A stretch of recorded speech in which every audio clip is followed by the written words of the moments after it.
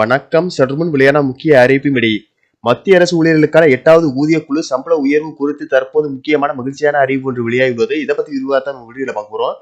வீடியோவை கடைசி வரைக்கும் முழுமையாக பாருங்க. வீடியோக்குள்ள போறதுக்கு முன்னாடி இந்த வீடியோக்கு ஒரு லைக் பட்டன் பிரஸ் பண்ணிக்கோங்க. வாங்க வீடியோக்குள்ள போகலாம். மத்திய அரசு ஊழியர்கள் மற்றும் ஓய்வூதியதாரர்களுக்கு 2026ஆம் ஆண்டு ஒரு மிக முக்கியமான ஆண்டாக தொடங்கியுள்ளது.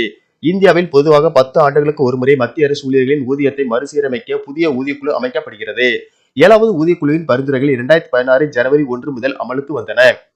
அந்த 10 ஆண்டு காலம் 2025 டிசம்பர் 31 நிறைவடைந்தது. இதனைத் தொடர்ந்து 2026 ஜனவரி 1 முதல் 8வது ஊதியக்குழுவின் பரிந்துரைகள் நடைமுறைக்கு வர வேண்டும் என்பது விதியாகும். சமீபத்திய தகவலின்படி மத்திய அமைச்சரவை 8வது ஊதியக்குழுவிற்கான டேர்ம்ஸ் ஆஃப் ரெஃபரன்ஸ் எனப்படும் வழிகாட்டுதல்களுக்கு ஒப்புதல் அளித்துள்ளது. 8வது ஊதியக்குழு அமல்படுத்தப்பட்டால் ஃபிட் அண்ட் ஃபேக்டர் அடிப்படையில் அடிப்படை ஊதியம் கணிசமாக உயரும். உதாரணமாக 7வது ஊதியக்குழுவில் ஃபிட் அண்ட் ஃபேக்டர் 2.57ஆக நிர்ணயிக்கப்பட்டது. 6வது ஊதியக்குழுவில் ஒருவரின் குறைந்தபட்ச அடிப்படை ஊதியம் ரூபாய் 7,000ஆக இருந்தது என்று வைத்துக் கொள்வோம். அதை 7வது ஊதியக்குழுவிற்கு மாற்றும் போது 7,000 என்ற 2.57 ஃபிட் அண்ட் ஃபேக்டரில் 18,000 ஆகும். இதன் காரணமாகவே தற்போது 7வது ஊதியக்குழுவின் கீழ் குறைந்தபட்ச ஊதியம் ரூபாய் 18,000ஆக உள்ளது. 8வது ஊதியக்குழுவில் இது 34,000 முதல் ரூபாய் 51,000 வரை உயர வாய்ப்புள்ளதாக கணிக்கப்படுகிறது. ஒட்டு மொத்தமாக ஊழியர்களின் சம்பளம் 20% முதல் 35% வரை அதிகரிக்கக்கூடும் என்று நிபுணர்கள் கருதுகின்றனர். தற்போதைய நிலவரப்படி மத்திய அரசு ஊழியர்களுக்கான அகவலைப்படி 60% என்ற இலக்கை எட்டியுள்ளது.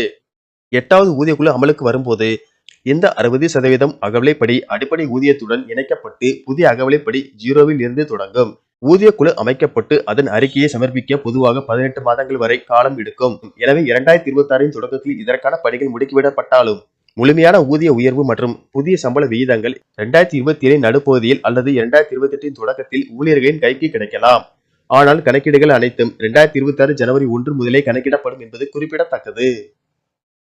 நன்றி, வணக்கம்.